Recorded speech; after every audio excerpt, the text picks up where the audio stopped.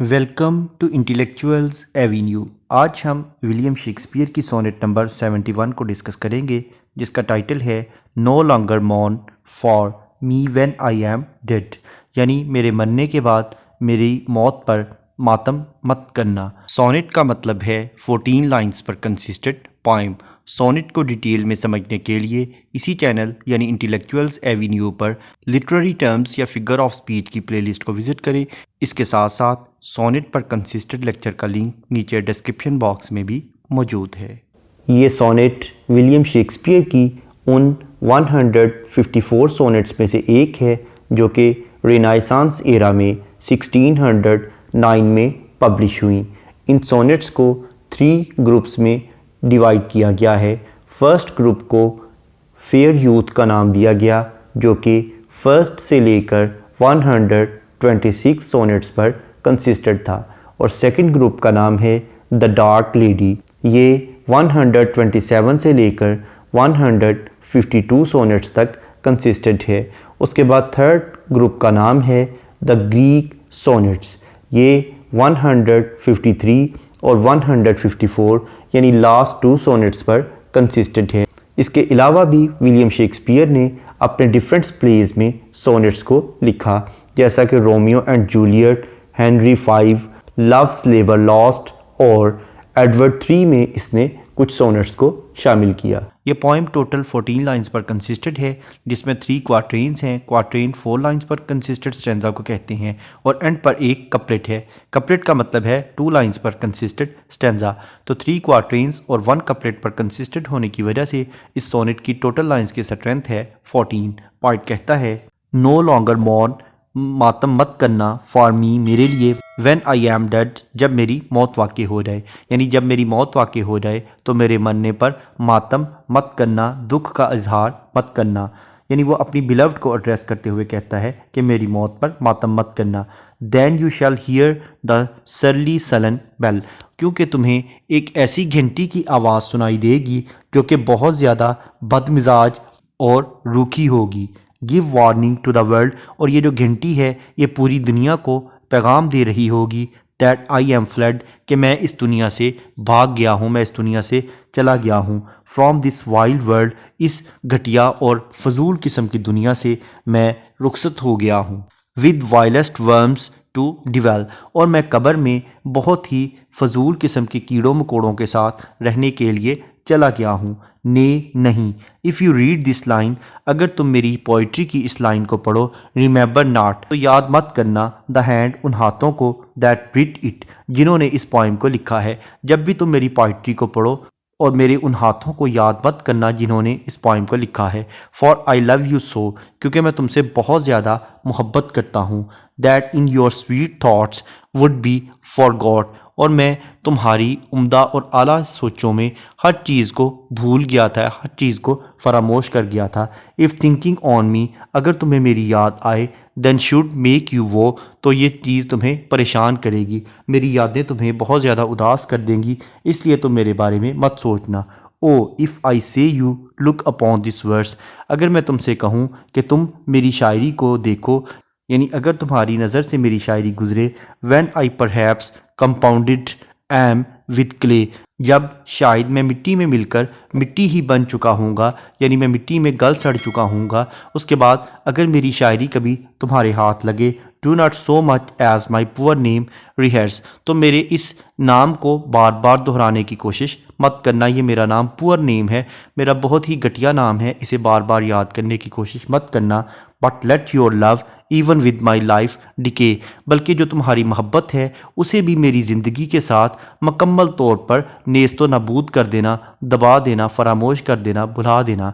Let's the wise world should look into your mourn, क्योंकि अगर तुम मेरे मरने पर मातम करोगी तो ये पूरी की पूरी जो अक्लमंद दुनिया है ये तुम्हारी इस मातम को बहुत गौर से देखेगी, उसका गहरा मुशाहदा करेगी।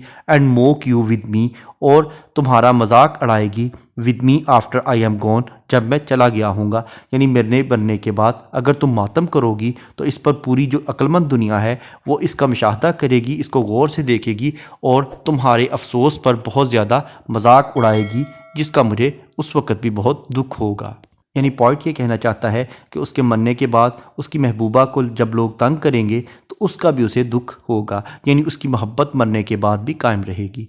इस पोइम का इंट्रोडक्शन, ग्लॉसरी, ट्रांसलेशन और एक्सप्लेनेशन को देखने के बाद अब हम आते हैं इस पोइम में यूज़ होने वाली लिटरेरी टर्म्स या फिगर ऑफ स्पीच की जानिब। सबसे पहले हम देखते हैं मीटर।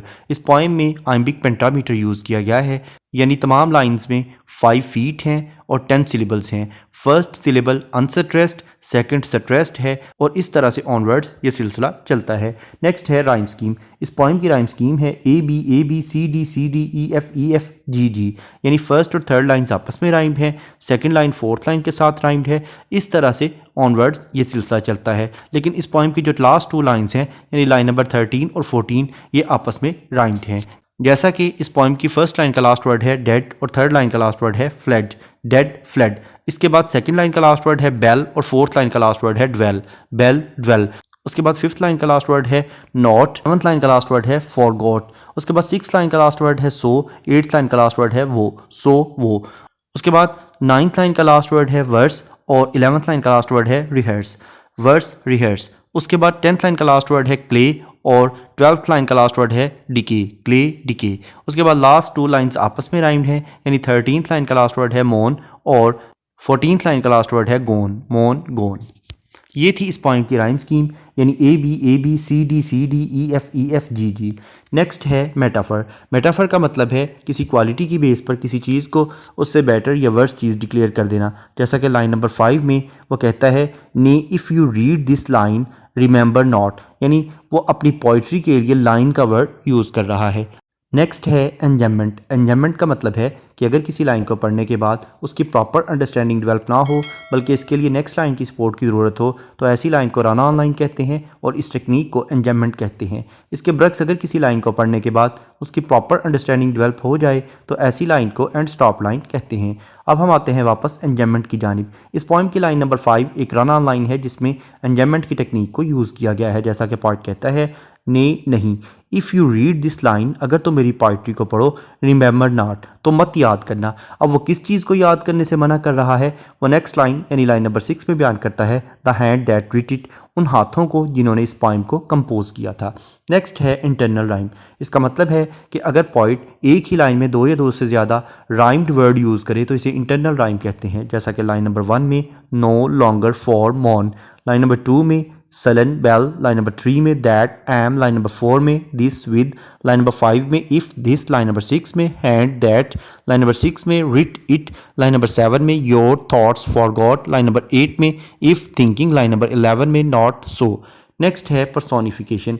पर्सोनिफिकेशन का मतलब है to give human traits to the non living things, यानी बेजान चीज़ों को जानदारों की खसूसियात अता करना। जैसा कि लाइन नंबर 2 और 3 में वो कहता है then you shall hear the surly sullen bell give warning to the world, यानी वो कहता है कि ये जो बेल है ये दुनिया को मेरी मौत का पैगाम देगी। तो इस तरह से वो बेल को पर्सोनीफाई कर रहा है। नेक्स्ट है सिनेक्डोचे। सिनेक्डोचे का मतलब है किसी चीज़ को मुकम्मल तौर पर बयान करने की बजाय उसके किसी ऑर्गन या पार्ट का जिक्र करना जिससे मुराद वो पूरी चीज़ ली जाए। जैसा कि लाइन नंबर 6 में वो बयान करता है that hand that writ it, यानी वो अपने लिए अपने हाथ का लफ्ज़ इस्तेमाल करता है। नेक्स्ट है अपोस्ट्रोफी। अपोस्ट्रोफी का मतलब है कि अगर पॉइंट किसी को एड्रेस करे यानी मुखातब करे तो इसे अपोस्ट्रोफी कहते हैं। जैसा कि लाइन नंबर 9 में वो कहता है ओ, यानी वो अपनी बिलव्ड को एड्रेस करते हुए कहता है if I say you look upon this verse, अगर तुम्हें कभी मेरी ये पोइम पढ़ने को मिले। नेक्स्ट है कायूरा। कायूरा का मतलब है कि अगर पॉइंट किसी लाइन में पॉज या ब्रेक लेने के लिए पंक्चुएशन मार्क यूज़ करे तो उसे कायूरा कहते हैं। जैसा कि लाइन नंबर 5 में ने के बाद कॉमा यूज़ किया गया है, उसके बाद if you read this line के बाद कॉमा यूज़ किया गया है। नेक्स्ट है ओनोमेटोपिया। ओनोमेटोपिया का मतलब है ऐसे वर्ड्स का इस्तेमाल करना जो कि हमारी सेंस ऑफ हेयरिंग यानी हमारी सुनने की हिस्स को अपील करते हों। जैसा कि लाइन नंबर 2 में सरली सलन बेल का वर्ड इस्तेमाल किया गया है। नेक्स्ट है एलिट्रेशन।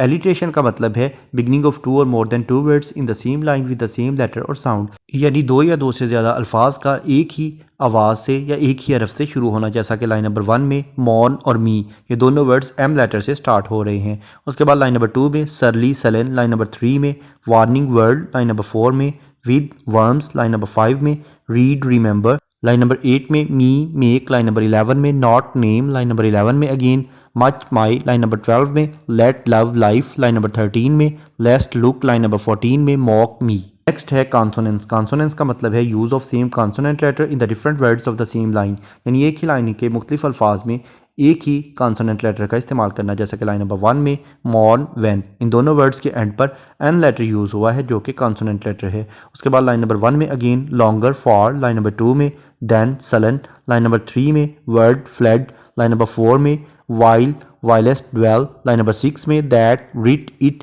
लाइन नंबर 7 में that, sweet, thoughts, forgot, line number 8 में ऑन, देन, लाइन नंबर 12 में बट, लेट, लाइन नंबर 13 में वर्ल्ड, शूट।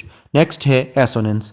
एसोनेंस का मतलब है use of same vowel letter in the different words of the same line, यानी एक ही line के मुख्तलिफ अल्फाज में एक ही वावल लेटर का इस्तेमाल करना। जैसा कि लाइन नंबर 1 में नो, लॉन्गर, फॉर, मॉन, इन चारों वर्ड्स में ओ लेटर यूज़ हुआ है जो कि वावल है। उसके बाद लाइन नंबर 2 में सलन, बेल, लाइन नंबर 3 में दैट, एम, लाइन नंबर 4 में दिस, विद, लाइन नंबर 5 में इफ़, दिस, लाइन नंबर 6 में हैड, दैट, लाइन नंबर 6 में again writ, it, line number 7 में your, thoughts, for God, line number 8 में if, thinking, line number 11 में do not सो। इसके अलावा poet ने कुछ इमेजेस भी यूज़ किए हैं जैसा कि बैल, वर्ल्ड, वर्म्स, हैंड, क्ले। उसके बाद पोइट ने अपनी बिलव्ड को अपनी मौत पर मॉर्न करने से बहुत ज़्यादा एग्जैजरेशन के साथ मना किया है, बहुत ज़्यादा मबालगा आराई करते हुए उसने इसे मना किया है। उसके बाद अगर हम इस पोइम के थीम को देखें तो इसमें लव का जिक्र किया गया है। पोइट का अपनी बिलव्ड के साथ जो लव है उसका जिक्र मिलता है और इसके साथ साथ इसमें डेथ और डिके का हमें थीम मिलता है और पोइट की जो अपनी बिलव्ड के लिए रिस्पेक्ट है, इज़्ज़त है, उसका जिक्र किया गया है कि वो अपनी डेथ के बाद भी उसे ज़लील और रुस्वा होते हुए नहीं देखना चाहता, इसलिए वो उसे मॉर्न करने से यानी मातम करने से मना कर रहा है। यहाँ पर इस पोइम का इख्तिताम होता है। इसके अलावा विलियम शेक्सपियर की दीगर सोनेट्स को डिटेल में समझने के लिए इसी चैनल यानी इंटेलेक्चुअल्स एवेन्यू पर विलियम शेक्सपियर की प्लेलिस्ट को विज़िट करें। इसके अलावा जिन लिटरेरी टर्म्स का जिक्र इस पोइम में किया गया है उन तमाम टर्म्स को डिटेल में समझने के लिए लिटरेरी टर्म्स की प्लेलिस्ट को विज़िट करें। इन दोनों प्लेलिस्ट का लिंक नीचे डिस्क्रिप्शन बॉक्स में मौजूद है। Thank you for attending this lecture.